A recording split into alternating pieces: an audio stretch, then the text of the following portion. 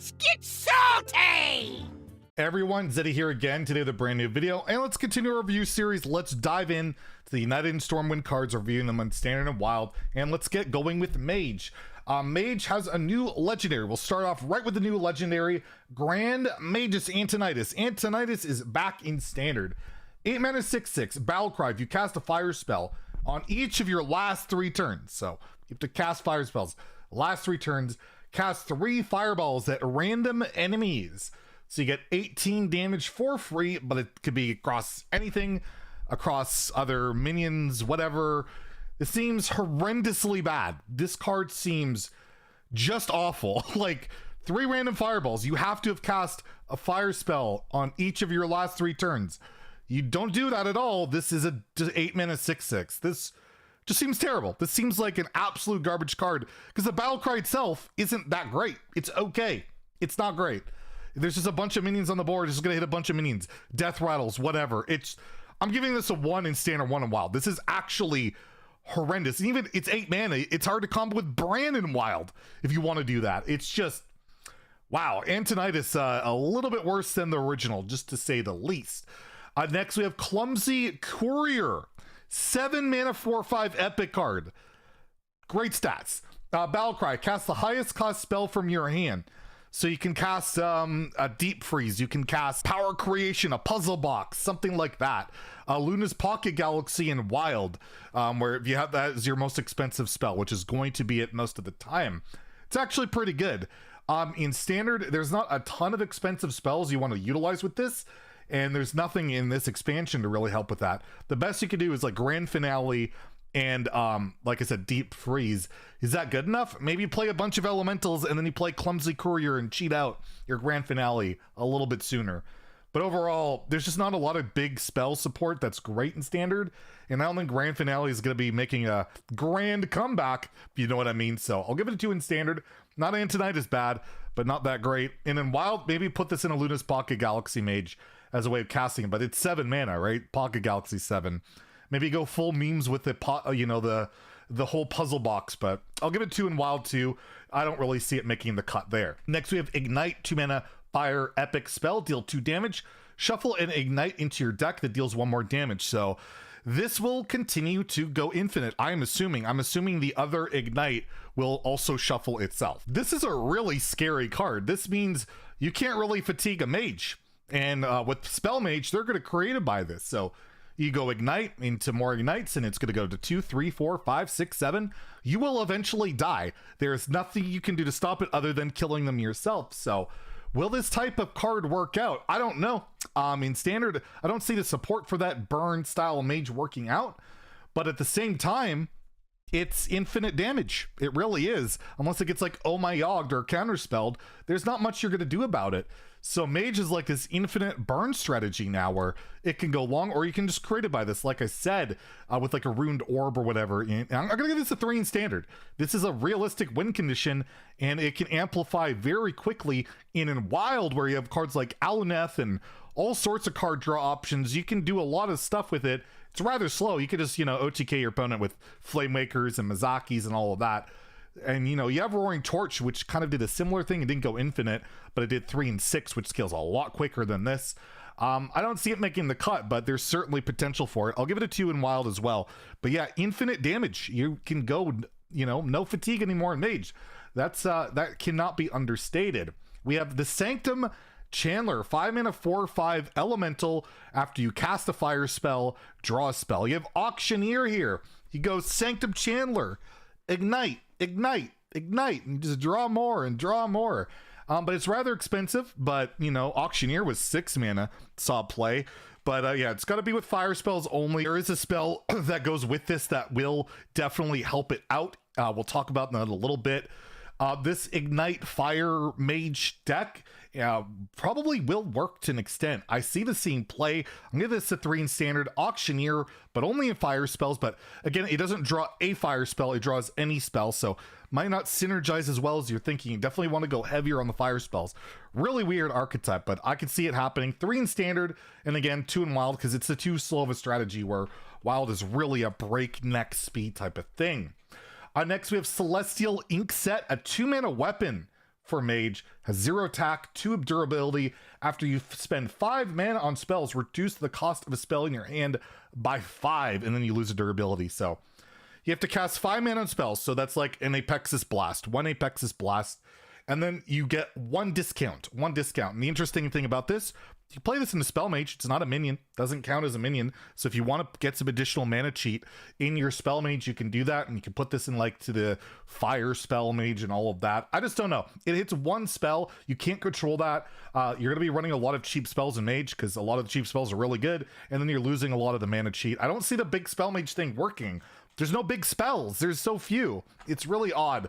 Like, I know you have like Mask of Cthulhu and all that stuff. It's just, I don't see it. I'll give it a 2 in Standard or Wild. It's not a terrible card, but I just don't see this big Spell Mage thing working out whatsoever. We also have another fire spell. There's quite a few. There's like 3 fire spells.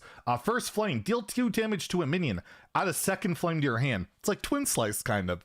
And yeah, it's 1 mana, deal 2, which is historically not amazing, but it's been like with created by effects, like, you know, Ruined Orb kind of does that, except it can go face, but like the dragon, there was like one where you hold a dragon, you add a spell to your hand. It's decent removal. It fuels your Sanctum Chandler. That's the main thing, because right, it's a 1 mana fire spell, and you get another 1 mana fire spell. That's decent. Will it be good enough? Probably in that deck. If that deck's gonna work, which I think it could, you're gonna put that in there. Just removal, it's cycle. I'll give it a 3 in Standard, a 2 in Wild, and yeah, it's definitely not too bad at all. Next, we have Presto's Pyromancer, 2 mana, 2/3 minion, Battle Cry. Your next fire spell has spell damage +2, so you can amplify your ignite, you know, your ignite strategy. Play this, and you get +2 damage on your ignite or on your first flame. And is that worth it? Probably not. It's only one spell you're hitting. I don't see this. Even like, I think the fire spell thing can work, but I just don't know why you're really going to want to invest 2 mana just for +2 spell damage when you can just play like Imprisoned Phoenix, which just has spell damage +2. Set that up a lot more reliably. So I'll give it a 2 in Standard, a 1 in Wild, because you literally have like 4 mana +2 spell damage, and you can just play. That I think is a lot better than this. And lastly, we have the Hot Streak for Mage cards. Your next fire spell this turn costs 2 less. So this literally 0 mana draw card with Sanctum Chandler, which can discount another fire spell, which draws a card. That's really good. This is what I saw this card. I'm like, okay, this deck could work out. You can go Sanctum Chandler, Hot Streak, Ignite, a Hot Streak, Ignite, and really get going and draw other cards.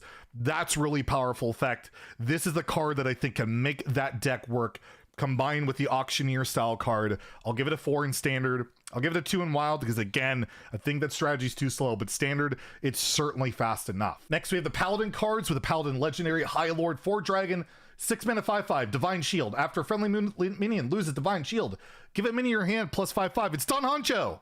It's Don Honcho for a mana cheaper, but it's a stickier minion, and it, you know, it has to have effect go off. I don't know.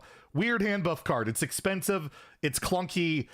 I'm not sold on it at all. It's Don Honcho wasn't great. This is Don Honcho, but cheaper, but I don't know. Hand buff stuff, it's usually needs to be cheap or like hit a wide thing. And this is not cheap, and it hits 1 minion in your hand. I'm going to give this a 1 in Standard, a 1 in Wild. I'm not sold on it. I don't want to get baited by Don Honcho again, so I'm going to underrate this and be wrong about this one when I overrated Don Honcho back in the day, and I was wrong about that. So we'll just make 2 mistakes. It'll make it right? We'll go with that. Next, we have Catacomb Guard, 3 mana, 1/4, Lifesteal minion, Battle Cry. Deal damage equal to this minion's attack to an enemy minion. That's pretty good. You get to pick the minion. I'm assuming it doesn't say random, and with the hand buff stuff, especially in Wild, this gets to be pretty big. Remove something big, and you get the lifesteal effect at least once for the Battle Cry, and if it takes more damage from another minion, you get more lifesteal. Good with Broom as well. Just a solid card, but hand buff needs to be good, and the Standard stuff I've seen, I don't know. It's not fantastic. There is a really good 3-drop that might make it work, but I'm not entirely sold in Standard. I'm gonna go for a 2 in Standard. A 2. It's just borderline. In Wild, maybe throw it in a hand buff Paladin. Maybe it works there. It's high health too. It's not easy to remove, and then it goes really well into like Conviction on later turns as well. So I'll give it 3 in Wild, because hand buff is a lot more relevant there. Next, we have Noble Mount, 2 mana spell, and it's one of the mount spells. Give a minion +1/+1 in Divine Shield. When it dies, summon a Warhorse. The Warhorse will be a 1/1 with Divine Shield. So it's effectively a 2 mana 2/2 Divine Shield, 2 layers of Divine Shield, right? So that's not bad, not fantastic, but not bad. It makes your 1-drop stick around. This might be a good replacement for, you know, the whole Hand of a Doll, but it doesn't draw a card. This is very sticky. I think this plays in like an aggressive Paladin. It just, you hit your 1-drop with this, it's sticking on board. You're gonna be keeping a minion around. You do have the other Divine Shield synergies going on, but I don't think those are really gonna make the cut. I just think as a standalone card, it's decent. So give it 3 in standard. I'll give it a 2 in wild. I don't know if it really factors into like Handbuff Paladin. I don't, and you know, it's not an odd cost card, so there we go on that. This is the handbuff card that I think is good though. Alliance Bannerman, 3-mana 2/2, Battlecry, draw a minion. Give minions your hand +1/+1. So it draws the card first and then buffs it. So we've seen the 2-mana 1/1 in wild be very good. It buffs your entire hand, and that's a solid card. You can play. This is really good too. It's a little bit more expensive, but you're drawing a card. It buffs everything. Really solid. This is the hand buff card that would make a hand buff Paladin in standard maybe work. I just don't think there's enough to make it come together. I feel like there's not enough hand buff stuff. You have like Runfac. You have that bad 4-mana spell. I just don't see enough stuff making it work. So in standard, I'll give it a 2 for now. Maybe in futures expansions work. In wild, I'm giving this a 4.